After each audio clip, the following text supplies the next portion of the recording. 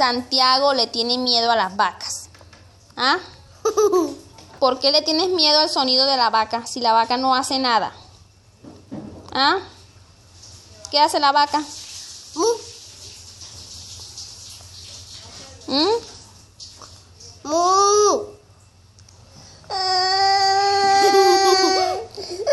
Santiago, no se llora. Las vacas no hacen nada. Tú te comes a las vacas y ellas no lloran. Santiago que llora por todo. Las vacas no hacen nada. Tú te comes a las vacas. Te comes su queso y su leche.